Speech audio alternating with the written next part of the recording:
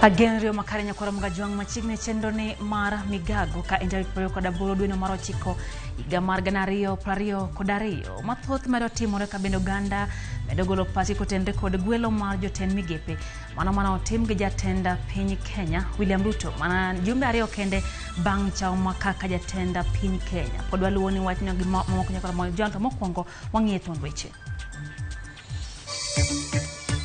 Na hii kitendo kama hii si ya leo tu, ni bahati leo at least inasikika maybe nje. Wanapiga kila siku, juzi walipiga kijana ngine namna hiyo. Luoro kwa kaluora Magarbatula County Maisiolo toka tije makuo jamni nego jaduong' majahigni 65 kendo lal gidiek maromo 250. Ningeomba president atukumbuke county ya Nyamira kwa sababu nasi pia tulipiga kura. Lakini vile nilisikiza redio asubuhi ya leo, sikusikia mtu wetu hata wakisiwa Nyamira na sisi tupate chance moja. Paro mopogore pod medo nyuolore wi gwelo mag joten migepe manyo tim ko jatend piny Kenya William Ruto. Jolupo ma Homa Bay yudo tiegruok ewi kaka ginyalo geng'o masiche mag nam.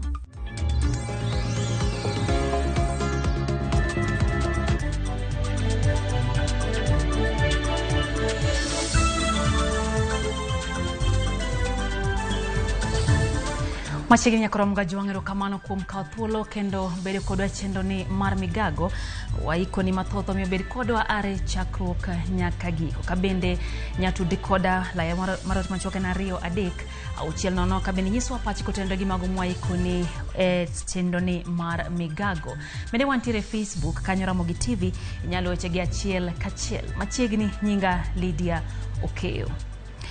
Luoro kwa kaluora mar Garbatula kod Benane County Maisiolo bang' jokuo jamne mawuok Lagbera e County Magarissa chadho kendo nego jaduong' majahigni 65 ka bang'e gilal gidiek maromo 250. Kano yango wach ni jalup County Commissioner ma Garbatula Joseph Mamboleo wacho ni apisa magarita kue gwenge ma Garbatula kod Lagbera obedo akicha kendo gibiro duoko jamni manokwalgo kendo ndhiyo achijego. Fatuma Roba ma neno wachoni jokuego no monjo Abdi Buke kinde mano lago dieke gwenge mag Benane. Jodak Maisiolo ko opinyo wacho mondo medobila magarita ka giywak ni lwenje maket kod mano semedore kind jodak Maisiolo kod Garissa.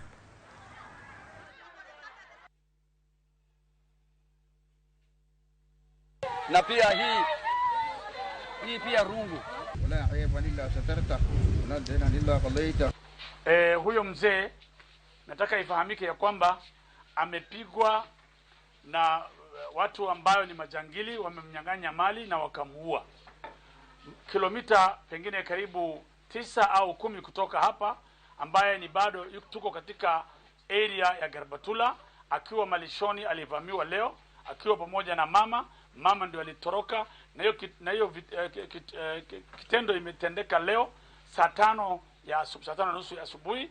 Kwa hivyo we want to ask the security team to provide us with enough security to ensure the lives of our people in line with the constitution is safe from any type of aggression by anybody else. Na mzee alikufa bure.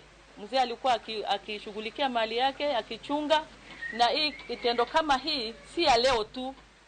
Ni bahati leo at least inasikika maybe nje. Wanapiga kila siku, juzi walipiga kijana ngine namna hiyo wakaharibu kichwa na kila kitu na wakaenda na mbuzi. Hatua zimechukuliwa na tunaongea na upande wa Ragdera sub county. They have assured us that watashirikiana na sisi so that suluhu ipatikane, tulejeshe hizi mbuzi. So wananchi tunaomba wawe na subira kidogo. Na singoni lo ni weche gumotendre kod gwelo mag joten migepe nyakora Ramogi koro jokedo ni ratich oganda bende wuokoko marchi oparo ewi gwelo ma jotend migepe.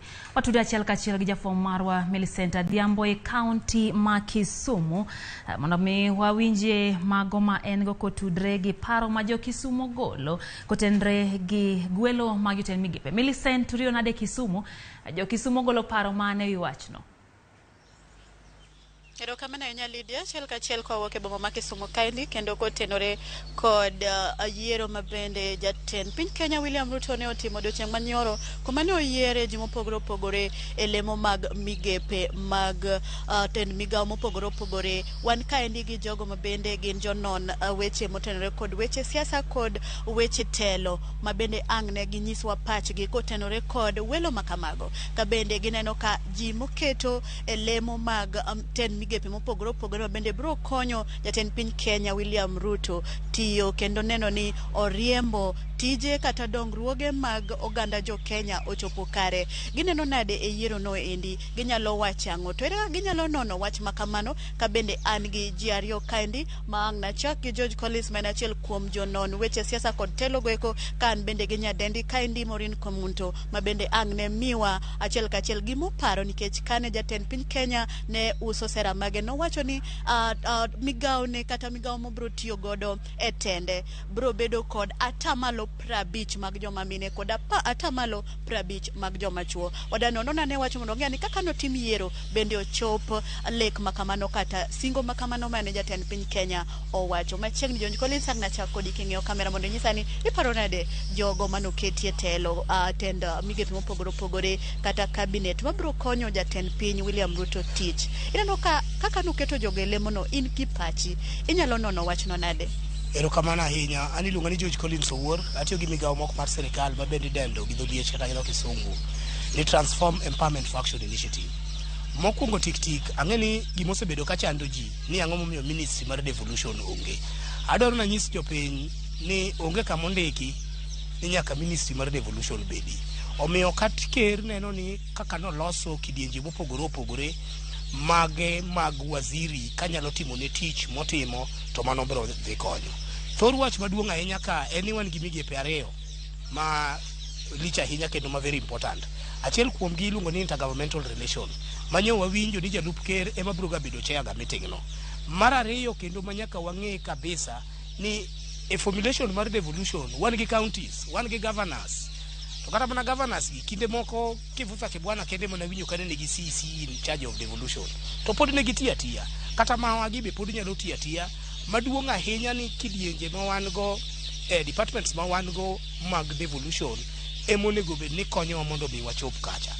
Gima ok aneno maber maparo ni samora ne manyoka neno jogo mong'olo ka ng'eni nyoka wadi mano to nyoka neno. Taparo ni kanyo to nyaka wawuoyi ni jogo mong'ol bende nyaka bed achiel kuom jogo mabiro tiyo. To karango generally jok manyo yiero aneno ka gin jomoko mamachua enough, gin jok mong'eyo siasa, jomoko gibe gin jok moko mobende technocrats to temo matek mondo luom ji ka gi kacha mondo mi otim kamano.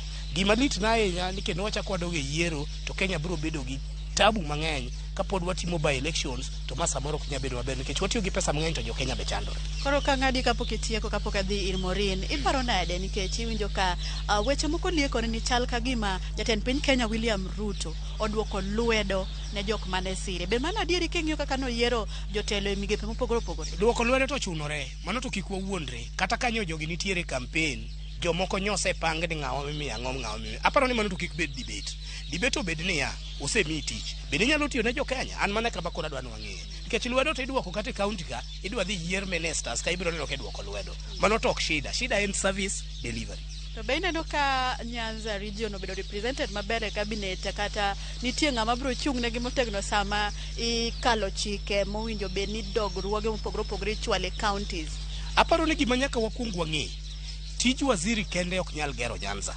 Wan gi ng'ama iluongo ni senator, wan gi ng'ama iluongo ni MP, wan gi ng'ama iluongo ni women rep, wan gi MCA, wan gi governor ma bende nigi sirikande ka. Maduong' en ni wamany kaka jo Nyanza kaka wanyalo tiyo gi national government. Kanya winjo ka ker wuoyo nyo wacho weche mag intergovernmental relation. Manyo wacho ni Mudavadi biro temo matek ahinya mondo mi oti gi kidienje mopogore opogore. Gima koro nyaka watim kaka jo Kanyanam ni kik wabeda ni wan koro wan owewa. Iwe unade. wayud space mosa yud no walo no be watiga tia senator wabo dhi omanya pesa MPs wabe koyudo pesa bendo kila governor bende pesa mobiro mag dongruok go bendo tima to wabro dhi maber. Ero kama na nyaka po katieko kodi nyalo mana chunga matin adhir Morin kodi nyalo lero nani kane jatend piny Kenya William Ruto ne uso sera bage ndago mane jo siasa podo tedo siasa koni gi kocha no wacho ni koponi okaw telo kaka sani osebede telo ni to tende bro ting'o atamalo mag joma mine 50 mano cabinet mobo tiyo godo kod atamalo 50 mag joma chuo king'iyo kaka notimo yiero mag jotend migepe mopogore yes joma mine nitie kanya 7 bende nyalo yiego ni okaw ochopo singo kaka nowacho koso in pachi chalo nade ewi wach machalo kamano kotero gwedo makamano. Erokamano Millicent.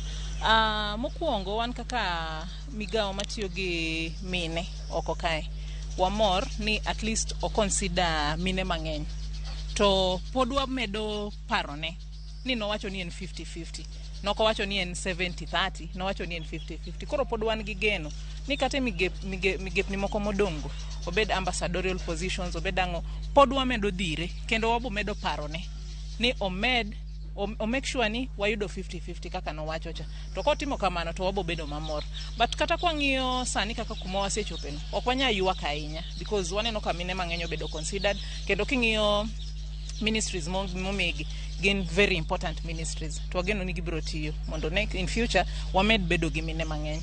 Yes, wacho gani bad ten opinyo wacho duonga endi to wawinjo kanyo ni hustler nation mane slogan kata theme mane otiyo godo ahinya ta ahinya no wacho ni tende biro ting'o malo mama mboga boda inyalo wacho ng'ewi wach do king'iyo kaka no yier ing'eni nitie gik moko kaka migepe ma koro no yier ministries mano yiere jigo kanyo ing'eni ok nyakele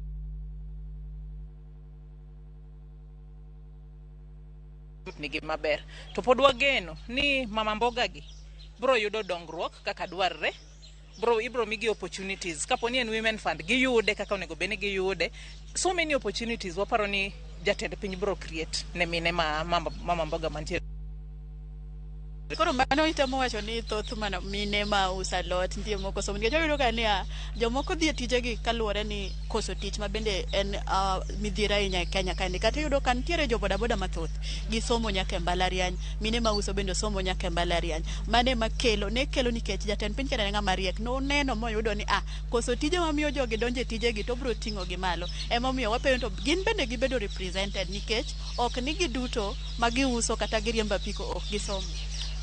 En adier Millicent ni mama mboga kata hustlers mantiere Kenya kae gin joma ng'eny ma migepe gi ne gin 22 nok ginyaromo jogi te but de ber kinya kaw mama mboga moro inya paro ndalo mane gi campaign ne giwuotho nyaka gi mama mboga tam sure ni mana kaka iwacho no nitiere mama mboga ma eno usa lot ok ni ok school maka ni no kawe mede iye kanyo to do bedo morne mama mboga moko gi hustlers moko but pod ok lose hope pod wan gi geno nwach nitiere migepni mang'eny ma pod odong nitiere mana kaka iwacho ni sirkal de la nitiere pod mang'eny ma pod aparo ni onego ni pod ne matkode kata ne mantiere piny mondo obed a lesson to others ni kata mama repicha kata asula debe dalo kama teach better pero timo gapo ewi telo ewi telo mo yier ni wamedo mana wacho ni wamedo gone kerero kamano ni oyiero ji ng'eny ne waneno ka oyiero politicians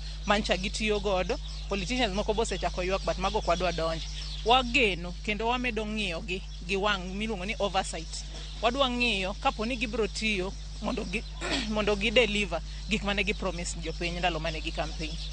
Pero kaman kapok idhi abro penjo nyawadwa bende kelo weche gi manyien weche manyien gi achiel ka achiel kowuok e studio koponi en gi penjo moro amora modwaro penjo kapok uwuok to koonge goda bro wene thuolo mondo dhi nyime kod kelo weche manyien ma bende wamedo fuono koni kod kocha ne nyikwara Mogajwang. Lydia ka en gi penjo moro amora ne nyadendi Morin kod George Collins inyalo penjo to ka ionge godo to thuolo en mari an kuomi inyalo dhi nyime. Erokamano ahinya Millicent, aparo ni umedo goyo twak ahinya mago mane jopiny gombo ni mondo winji kata kamano pod wabomedo tudre kodi bang'e ka bang'e bo winjo mago ma bende ikonwa Odhiambo sa achiel ka achiel gi sade. Erokamano ahinya Millicent Odhiambo. Kora Mogajwang mano kanyo Millicent Adhiambo kantiere county ma Kisumu medo yudo pach jopiny kotendre gi mago bende higmed gol paro kotendre gi paro kara mana gwelo mano otim gi jatenda piny Kenya William Ruto lemo welo mago mag jotenda migepe kwadhi mbele gi weche go manyien pogruok paro pod medo nyolore medo nyolore kindo ganda jo Kenya tok jatend piny William Ruto gwelo jotenda migepe odiochieng' manyoro. Gwelo no isiro lwedo kako machielo jo Kenya mamoko kwedo gwelo no mokalo mana kaka jafom marwa Betty Juma lero no wake ni nyisa kanyo ni Betty pod loso wach ne yo makare ka bange ang no nyiswa paro mabende moko kuom jopiny medo golo kwadhi mbele nyakora Mogajwang tok piny owacho mamalo golo kony ma chiemo ne gwenge ma oro go e tache pachoka counties bende koro wuok oko mar siro chenro no kariwruok mar governors wacho ni midhiero no nyalo kelo chandruok ne piny Kenya e kinde mabiro. Wycliffe oko miwa mathoth. Tok jatend piny Kenya William Ruto golo chiemo ne oganda makoro kecho ingo. Duro pod nitiere ni jo Kenya maloyo milion 4 e counties maromo 23 pod kech biro kayo e kinde manyime. Kamati mar tend counties koro timo nonro matut ewi chenro makare mar kedo kod midhiero mag oro masani koro go tache gwenge mathoth e pachoka. The number of households affected in Isiolo is 29,000, which is almost like half of the population. We have around 268,000 people. 268,000 and around 130,000 are in need of humanitarian assistance as of now. So something is being done, but it's not enough. So to alleviate the suffering and ensure that people don't die, stepping up of the interventions should be done. Bende odbura mar county ma Meru ochwalo twak e nyim odbura no kagimanyo yore makare mag tieko chutho midhiero mikelo kod oro makinde ka kinde. We are the leaders who are supposed to be championing the climate change, Mr. Speaker, sir. Because I'm sure there is no way the country can be feeding 20,000 people in this country, Mr. Speaker, sir.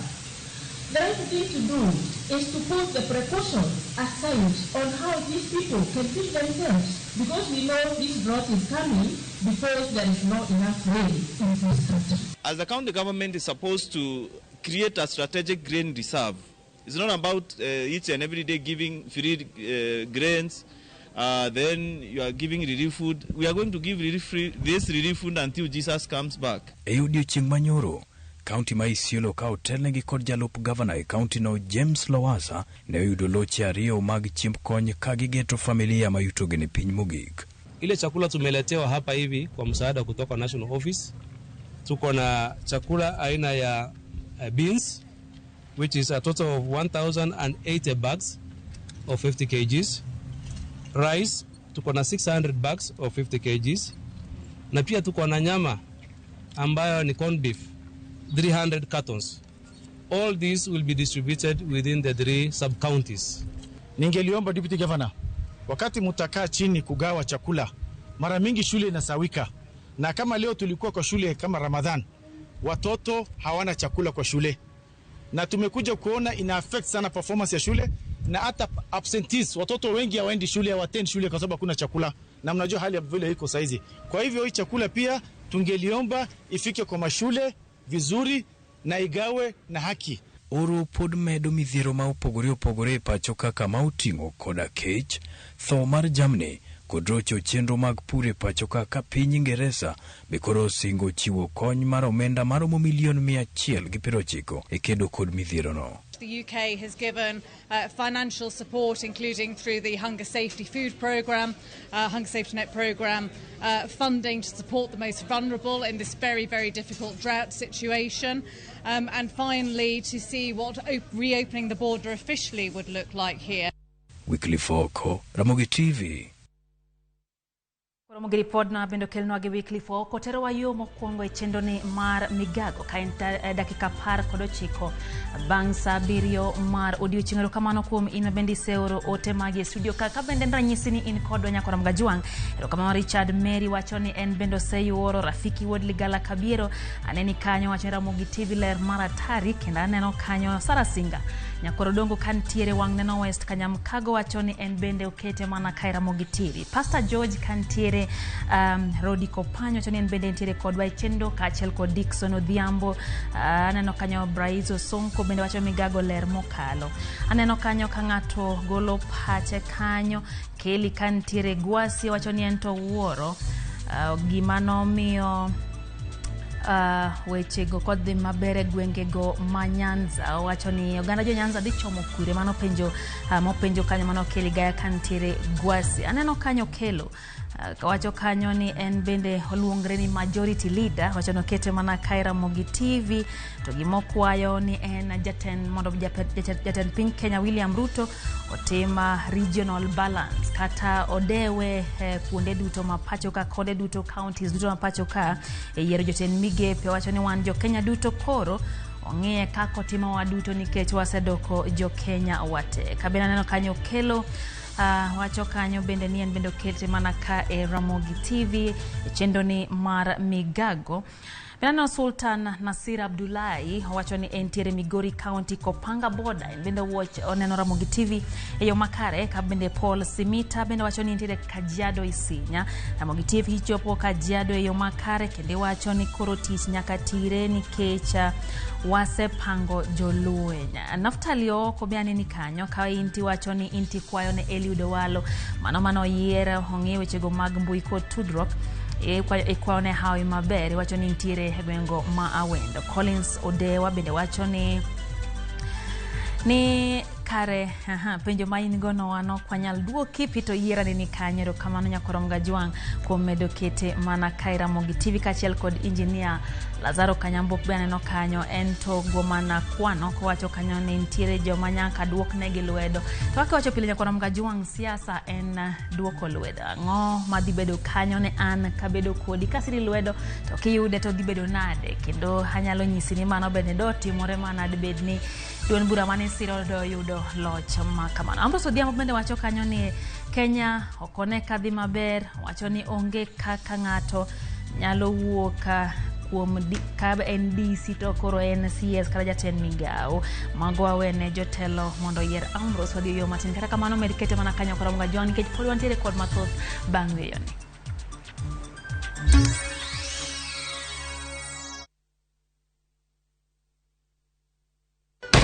Okie dokie, kids. Let the show begin.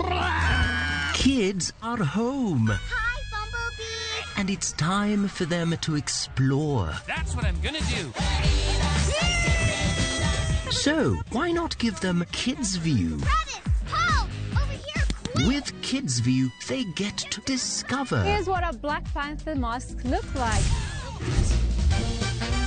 And you are sure they consume safe content. Join the excitement that is Kids View. Popular, lovable. Thank you.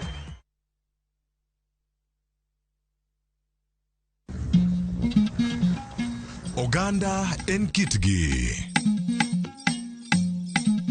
Joluo bende wan gi kitwa. Wakelo ni luo kitwa gi timbewa. E chenro mar 111. Ngeso ka ngeso, saa 1:45 mar otieno, girabala kwasi wad girajabu. Kod Odhiambo wuo Nyangege.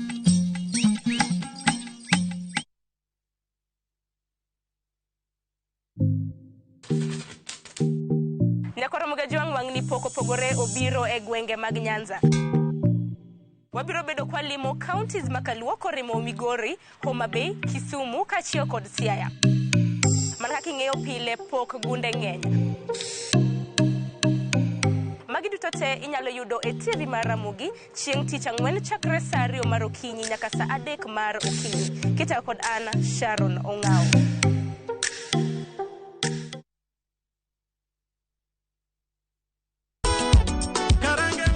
Gima wan go gadier ni wang'eyo en thum, to ok thum athuma, thum mamit sidang'. Wakelo thumbe ma ukwayo. En Reggae Owake. Wawinjo mine mugwedhi gi duol mamit. Waparo nu chien gi thumbe machon muero. Wadonjo kod sukus e sama chon. Kitai kod DJ Vic mana e ngoma wake. Pile pile kik bai kata matin.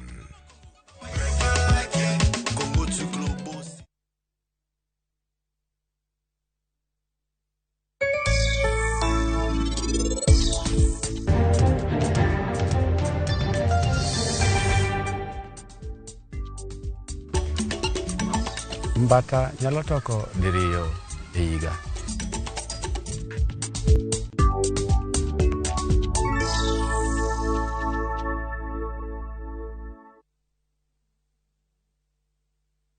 Collect fare kwa boda au matatu ukitumia ViewPay cashless na uqualify for bima ya 100,000 shillings pamoja na medical cover ya 20k na permanent disability cover ya 100k kwa 5 bob pekee. Dial *236# today to start using ViewPay cashless.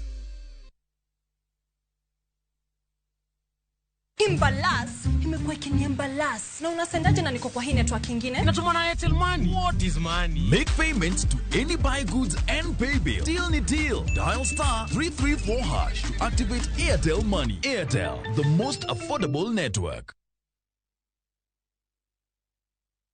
Usiweke winning streak yako on break. Hii time ya international break.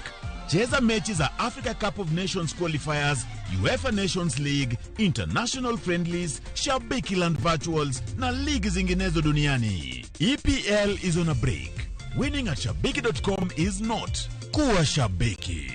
Not for persons under the age of 18. Betting can be addictive. Play responsibly. Shabiki.com is authorized and regulated by the BCLB. License number 416. Shabiki.com.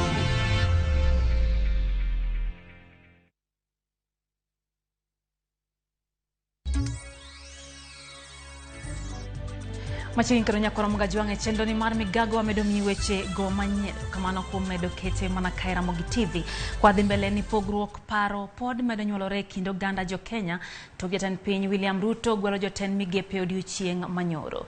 Gwelo no isiro lwedo kako machielo jo Kenya moko to kwedo gwelo no mana kaka jafwambo marwa Betty Juma leronwa.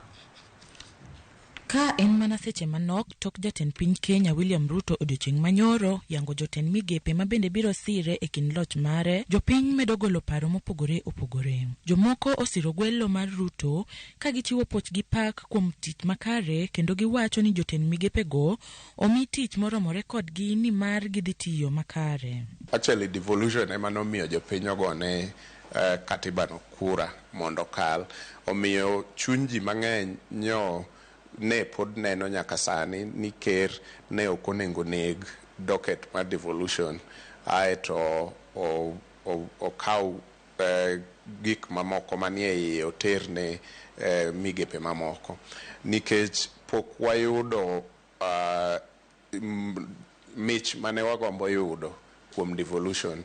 Omiyo sechegi ka ok keto ng'ato mondo chung' ne devolution kaka minister, nyaka obi oket ng'ato miluongo ni principal secretary mabro ng'iyo kaka loch gwenge tiyo. Jodak gi mine ma ohala e chiro mar Budalangi kaunti ma Busia ne ochiwo mor margi makende kuom migawo mar weche tuke mane Ruto omiyo Ababu na Mwamba, kendo ginyiso geno ni Ababu na Mwamba biro tiyo kendo biro kelo lokruok e gwenge go.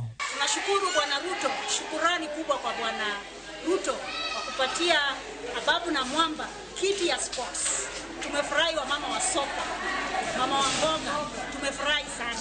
Tunampongeza ndugu yetu, kiongozi wetu, rafiki yetu, Mheshimiwa Pius Ababu na Mwamba kwa kupata nafasi ya kuhudumia taifa la Kenya katika kiwango cha baraza la mawaziri. Kaunti ma Taita Taveta bende mor makamano okwako lwasi ka jodak puoyo Ruto kuom paro joma mine ka mine maromo 7 ne omi migepe ma opogore opogore makmana gichwalo ng'ur margi e migawo mar weche limbe e pacho kae mane omagi. Kama mimi pia mfanyabiashara pia nashukuru sana kwa ile jina alisema atatupatia atatuboost, naona kuna mwelekeo na nashukuru na naomba sana asitusahau kwa venye alikuja Voi hapa Taita County akatuambia atatushika mkono, asitusahau kwa hilo. Kata kamano wayudo paro mopogore e kaunti ma opogore gi mago ka jodak ma kaunti ma Siaya ochwalo ng'ur margi ne jatend piny Kenya ka giwacho ni Ruto okochopo singo mare to ahinya hustlers e kinde campaign. Na sasa vile amechagua cabinet, sasa sijaona mamboga pale, sijaona mtu wa bodaboda pale, amechagua tu wale watu wenye walikuwa kwa politics na watu wenye wako na pesa. Sasa sisi hatujui ati mamboga, mtu wa pikipiki, wale watu wa makaa ameacha wapi? Asante. He promised to reward women on 50-50 share basis. He met only a third, we didn't see a 50% share for the women. Jopiny dwaro ni jogo ma oyudo thuolo mar telo mondo one ni gitiyo makare kendo giloso weche uchumi ka gigeno ni gwelo mamoko kotim e gwenge ma odong' nono nyalo biro yudo lemo. And Rais wa 5 ameweza kukumbuka na kutukumbuka na kutupatia wizara zenye zamana kabisa. Kikubwa zaidi ni sasa kazi ianze na uchumi uimarike kama wa Kenya. Watu wengi wanalalamikia vile maisha yamekuwa magumu sasa. Weche moko nyakora mga juang duol makedo kod yedhe mamero ji Nakada ochako chenro mar nywando jodolo e kedo kod yedhe mamero ji. Nakada nyochako chenro no e kaunti ma Mombasa kama jodolo mag din mar Islam maromo 40 moya e sub counties e county no noyudo thuolo mar bedo kod romo mar twak e midhiero mag yedhe mamero ji. Romo no yore gi jata chenro maduol ma Nakada Farida Rashid kod jata chenro maduol no e kaunti ma Mombasa John Karisa duto manokwa jodolo go mondo bedi opar mambe lweny mar kedo kod yedhe mamero ji mosebedo kakelo midhiero maduong' ahinya ne rowere e gwenge ma kadho wadh nam chumbi. Viongozi wa kidini wametoka katika sehemu mbalimbali hapa Mombasa County, kutoka Likoni, kutoka Jomvu, Changamwe, Kisauni, kanda zote za Mombasa County. Kwa sababu hatutaki sasa tungoje paka tatizo limefika ile kiwango cha paka tupeleke watu kwa rehab. Lakini hawa watacheza wana big role ya kufanya upande wa prevention. Kwa sababu kama tungekuwa tunashikana mkono tangu kitambo kuzuia vijana wetu wasianze katika kujiingiza katika hii madarati, basi hata ile idadi tu sasa ingekuwa labda iko chini. Kwa nini watoto wetu hawataki kuendelea na masomo? Hili ni swali kubwa tujiulize, na tutatatua vipi jambo kama hili, tupunguze haya mapanga ya watoto wetu, umenifahamu na tupunguze upungufu wa drugs, kwa sababu makosa ukiona hatoki kwa mtu yote, makosa yanaanza kwa nyumbani. Japo limeathiri Kenya nzima, lakini pwani limeathiri zaidi. Pili, pia ningeomba serikali kwamba wale ambao kwamba ni law enforcers waweze kuchukua majukumu yao kama vile Nakada wanavyochukua, kwa sababu kila mmoja anapatia yake. Kapod wane dho wadh nam chumbi nyakora mga juang wadh nyake county ma Taita Taveta kama MCAs ma county ma Taita Taveta obago ng'anye kar dag le matsavo kagidwaro twak gi jata tije makanyo mondo ne ni le mag bungu orit maber kende yo mowinjore ma ok gimuomo magikelo ne jodak magwenge go midhiero. MCAs go koro dwaro ni duol ma ochung'ne le mag bunge KWS okel konyruok mochwere kagiwacho ni lego osebedo ka ketho mwandu mathoth gi chambgi e puothe kamoko to hinyo nyaka jodak makanyo. Bende gisingo ni e seche ma governor ma county no Andrew Madime dhia od bura ma county no mage weche magidhi miyo pek ahinya e kind weche mamoko magidhi goye mbaka.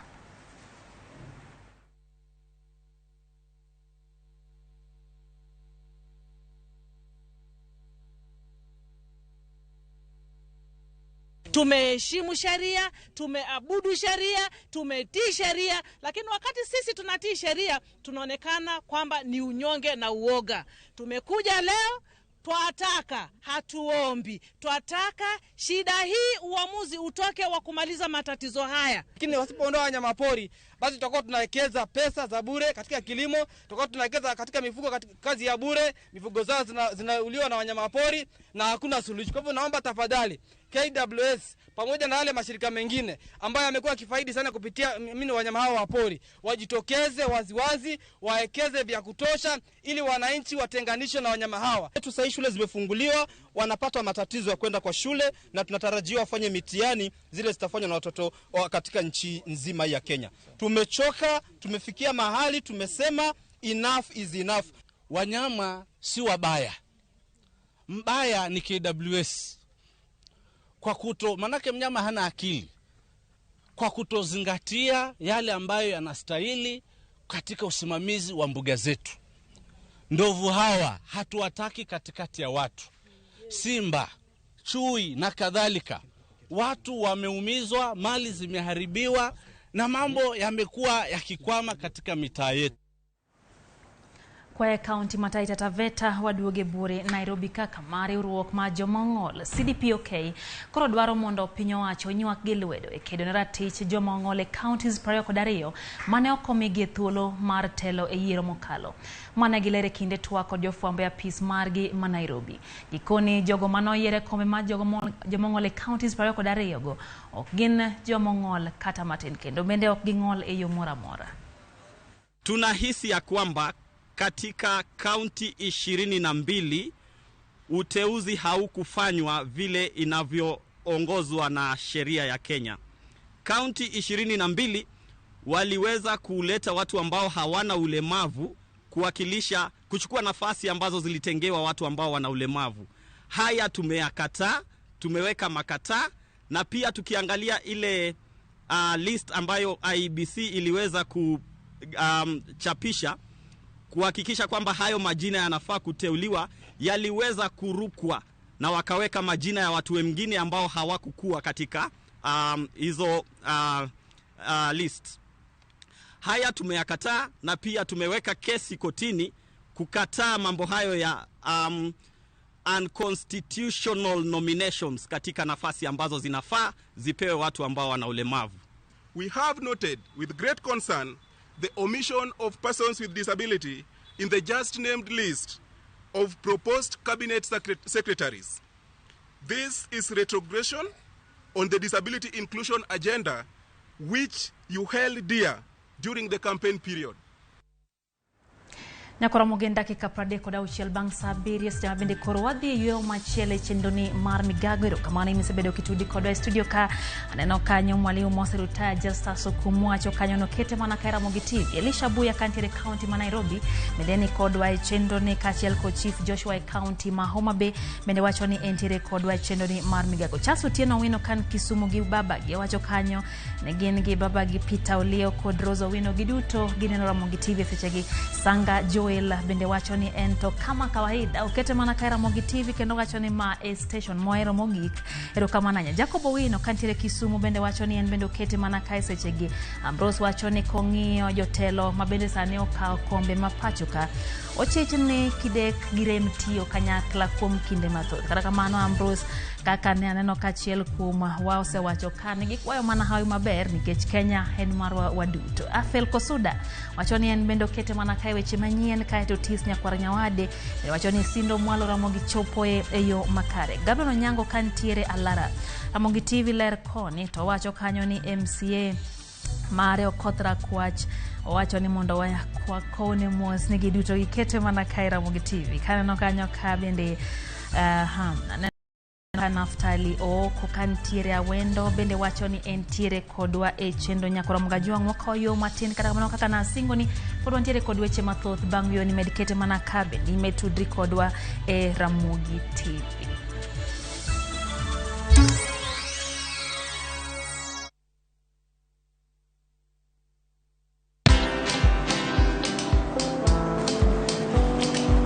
Chal nade? Chal ka gimi kaka ng'iyo sim gi pacha te? Kiki ahinya. En mana ni asebedo e story ahinya. Mana kaka rali manyochacha ne chal ka gima ne an kanyo kane otimo. Kendo kane iyawo chiro manyien ne chal ka gima ne an kanyo. Sama ne imiyo welo mapacho ka nengo mogonyore nam chumbi ne antie. In bende inyalo bedo e story kamora mora. Download mana Citizen Digital. Bed iyo ng'ala manyime gi weche manyien ka gi tuch kod gik mamoko ka gi timore kendo opogore pacho ka. Permanent disability cover ya 100K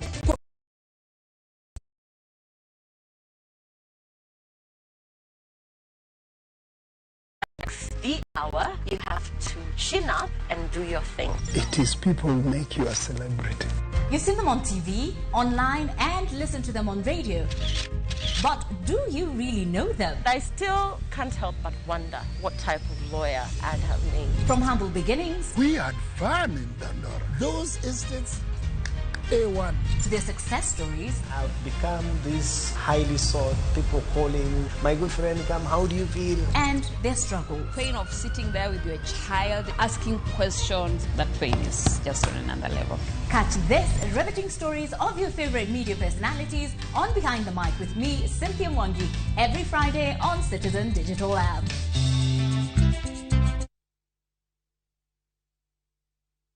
Mashabiki chungu nzima wanaendelea kushinda bonuses nonono kwa Shabiki Jackpot Mbao. Bonuses are for 10, 11 and 12 correct predictions. Join the bonus movement. Cheza Shabiki Jackpot Mbao kwa kutuma neno SJM kwa 29063 na huenda ukajishindia zaidi ya shilingi milioni 20 kila wiki. Shabiki Jackpot Mbao, the easiest jackpot in Kenya. Not for persons under the age of 18. Betting can be addictive. Play responsibly. Shabiki.com is authorized and regulated by the BCLB. License number 416.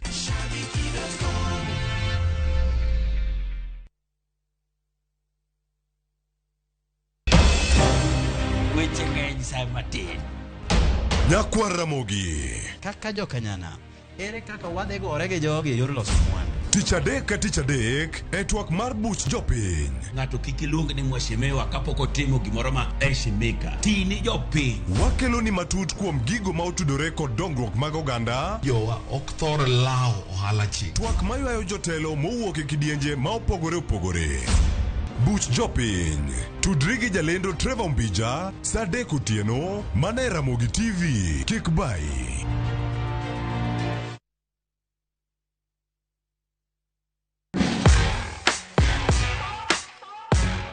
Samoro inyalo tiyo kod gigo maonge kod mo mang'eny ma bende dendo gi dhongere ni wipes e golo makeup kata yweyo wang'i.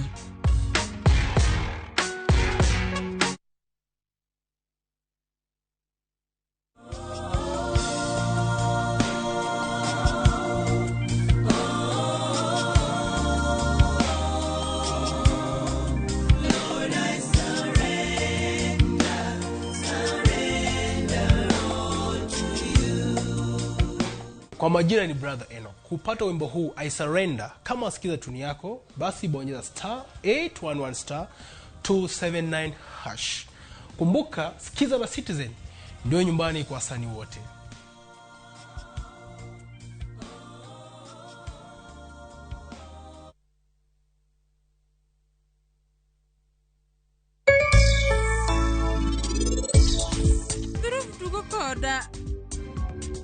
Nang'eyo ni poda wera. Anang'eyo ni wiyi ok nyal wil koda kata matin. To an achano gimoro amora maber. Gimoro amora machano. Kata idhi kanyo to an nyaka mak. Jaode mambo timo gimitimono. Ino kim jaode. Ineno, wan waketo kamera e ot kae. To sani pod watemo gi mondo one ka gibeyo. Deal ni deal. Dial *334 hash. Ebu tuma za lashes. Unajamina poverty. Tume social distance. Make chaguo smarter on voice, data, and now on Airtel Money.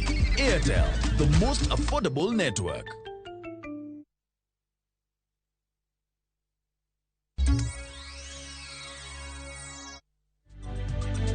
Machiegni kendo nyakoro mgaji wang' wadhi nyake kaunti ma Migori kama geno ma jolupo dho wath Masori matiyo kod banda manoyaw medo mana duono kanyaka sani pod ok ginyal tiyo kode. Joju maluonwa gero banda no mano ka omenda mar milion 140 kode gima omiyo jolupo pod ok ti kode nyaka sechegi. Tarik 4 mar dwe mar 8 mar higani ne odiechieng'no mar mor kaachiel kod geno ne jolupo e gwego mag Nyatike. Odiechieng'no jatend migaono mar pur, pith jamni kaachiel kod Peter Munya ne oyawo banda mar rech e dho wadhno mar Sori ma bende oger kod omenda maromo milion 140. Tasaidia wavuvi kuongezea value kwa mapato yao ambayo hapo mbeleni hawakuwa na hiyo nafasi, kwa sababu facility kama hii ya kupeana facility ya landing, ya processing. Kata kamano, genogo mag jolupo mane gintiere godo ni bandani dhi tieko midhiero mopogore opogore mag isbedo ka gikalie ma oting'o mano makethruok mag rech nyaka sani koro pok ochopo kare. Sani koro chuno ni ais wang'iyo nyaka siling 1,000 gunia ma ok onego bed ni watimo ni wadwa omo wang'iyo to wan gi gimo onego bed ni waloso go kendwa. Waneno pek mar kuma wanyalo kane rech kwa godo nam onge. Onego bed ni loso nwa iska, onego bed ni wabedo gi gari ka maka rech wadonjo ka to nyalo bede gari. E kinde mar lodo achiel mokalo nyaka ne yaw bandani koro pok ochako tich nikech onge mar stima onge. Koro ok wanyalo afford fuel mar riembo operation maka. Koro wasewuoyo mondo mirwaknwa stima mondo otochakre. Jolupo e dhowath Masuri wacho ne gineno lit ka koro nyaka sani pod gikale midhiero mopogore opogore ka bandano monego konygi to nyaka sani koro pod olor. Sama ne minister biro moga oya ot, jolupo ne nigi moni immediately gidhi chako tiyo gi odni mondo gichak neno ber. To nyaka sani pek mane wan godo kane odni onge cha pod nitiere nyaka sani kech onge step mosetimore kata gimoro amora ma dhi mbele nyaka kawuono. Kata sani ka un ka uneno ka gigi olor kacha no onego bed no yaw udigi no onego bed no yaw kuonde gi te. E sama jolupo koro to lemb geno ni mondo kochino madongo koro chak tich kwayo mar gima duong' en ni chino ni madongruok kik obed kaka moko mag piny owacho mabende osekwamo kuom gima mathoth e kaunti ma Migori. George Juma, Ramogi TV, Migori. Kwaya Migori nyakora mgajwang' wadhi koro nyaka gwengego ma Kilifi kama kinde maparo mopogore opogore wuok wacho omenda mar ute od bura. CDF toka ng'eto mar doho chungo omenda go moko kuom jood bura mawuok kadho nam chumbi ogolo kwayo ne jatend piny Kenya William Ruto kaachiel gi jalupne Rigathi Gachagua mondo koro okony kuonde chung' od bura yudo CDF ma bende osebedo ka konyo jodak mang'eny wechego mag somo kod dongruok mag alwora. Jood bura go mabende gin Paul Katana Makaloleni, Amina Minyanzi Malindi kod Kenneth Kazungu Maganze ogolo kwayo magi kabende giwacho ni omenda mag CDF ka okalo e bazaris osepuonyo nyithindo ma onge nyalo mang'eny kendo skunde mathoth oseger ka itiyo gi omenda go. Gikwedo mokalo ng'eto ma doho kendo medo ni ne en gi paro ma opondo ka oywak ni jopiny biro yudo hinyruok maduong' ka omenda go ok ochiw.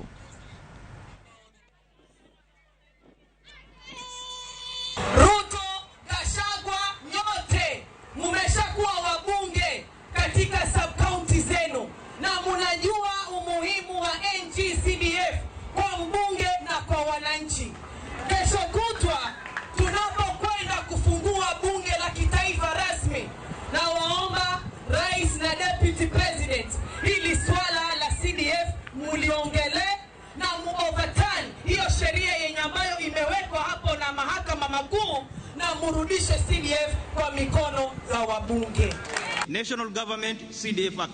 Hiyo act haijatolewa mahakamani. Hiyo ipo. Kwa hivyo waziri Yatani, wacha kuhadaa watu, nasema kwamba CDF imeharamishwa na hutatoa pesa. Kama unataka elimu, mfumo wa elimu wa Kenya hii usambaratike, jaribu kutoa CDF, manake kuanzia kesho watoto hatakuwa na nafasi ya kwenda shule. Nitakuwa mstari wa mbele kuhakikisha kuwa badala ya kuwa watoi hazina, in fact waongeze mgao, kwa sababu sasa nasikia tunapata 2% peke yake ya pesa za serikali. Tunataka tujaribu kuongea na wenzetu ili mswada upeleke bungeni wa kuongeza hii hazina kutoka kwa 2% mpaka kwa at least 5%. To county ma Kisumu nyakora mgajwang' jopure county ma Kisumu yudo fung'ruok bang' piny owacho mamalo chwalo mbolea manengo ne yot masani yudre kuonde kano cham kata silos mantiere Kisumu kod Muhoroni. Jatelo e board mochung'ne cham e pacho ka National Cereals and Produce Board Badi Manyanza Esther Chege wacho ni giseyudo moingo gunde 2,500 mag mbolea mar urea kendo jopur osechako kaogi. E kind gundego 1,120 nitie kar kano cham ma Kisumu, 1,680 nitiere Muhoroni kageno nitie mar yudo gunde mamoko machiegni ni. Jatend migawo mar pur e kaunti ma Kisumu Gilchrist kuom okoni okanga ma piny owacho okawo no. Ijiwo wechego mag pur e pacho ka. fertilizer gi ibo register gi ward agricultural officers ma wan go e wards mopogore. Ang'o momiyo watimo ma mondo obedi ni inyalo yudi kuma puothi nitie kendo wanya ascertain tiende no wanya confirm ni puothi no nitie kama entiere no kendo acreage mare. Koro kalure gi lach ma puothi ema bokonyi mondo iyud number of bags of fertilizer.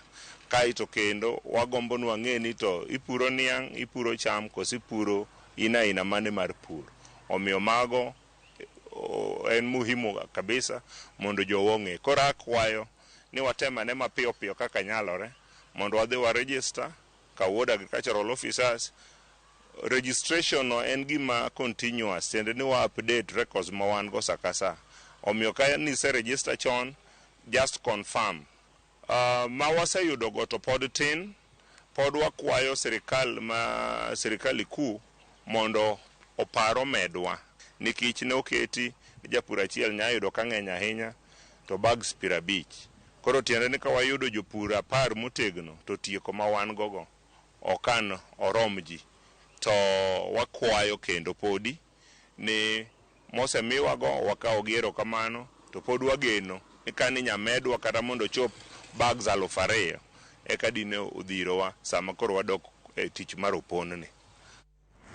Tamago mag siasa kweth mar Azimio la Umoja One Kenya Alliance ogolo wach kagi kweda ndika adimba mar kaka ne doho mamalo mogiko ng'ado bura e wi ng'ur mar ombulu ma tarik 9 dwe mar 8 kokalo andika margi ma okete kogno kod ogai mar Azimio la Umoja One Kenya Alliance Raila Odinga kod jalupne Martha Karua gikoni kata obedo ni doho nyocha ogolo andika adimba mar ng'eto margi pod oyangore ni ng'eto no onge adier kendo ok oluwore gi chike.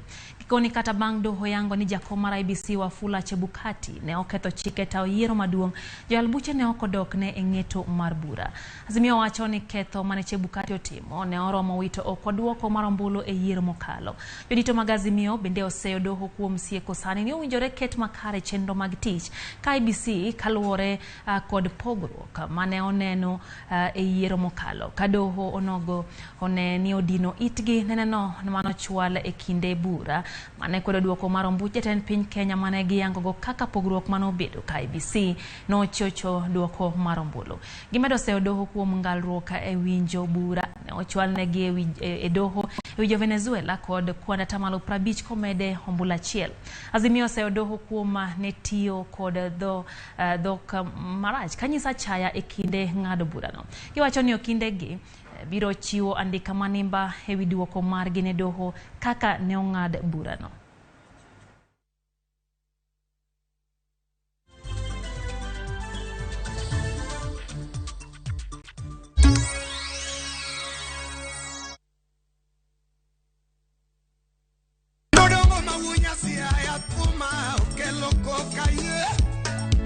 Ni kwa Ramogi. Mahingo mwende Ramogi na twakelo ni manangolo. Wadich gi benga gi ohangla gi luo artist kata luo nyadendi magolo thum maber.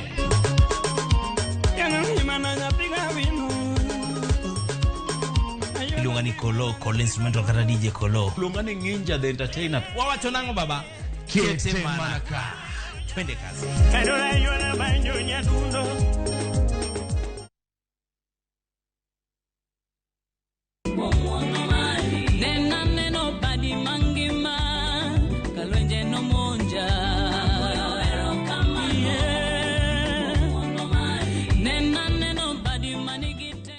Ponono ni kuom ng'wono ma Nyasaye yiero wenda manyien mar erokamano dina *8 6 0 *4 1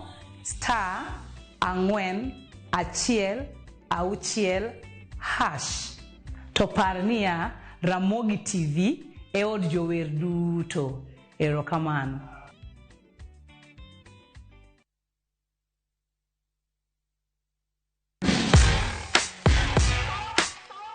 Modh pi ma ok tin ne glese 8 pile ka pile. Ka dendi ni kod pi moromo, pien dendi biro pichni.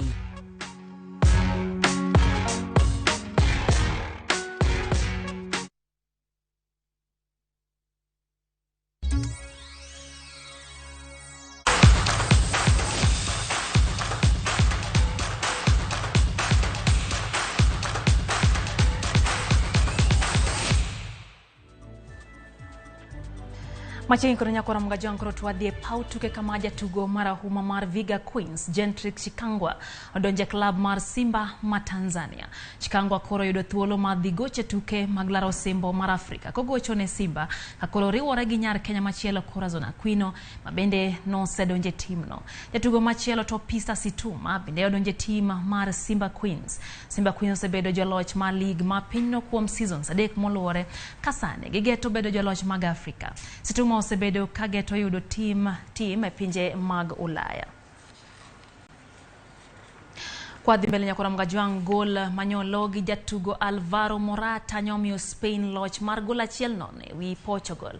Manyomio gi thuolo machopo e nus finals mar UEFA Nations League. Jatugo machon mar Chelsea nyoloyo e dakika mar 88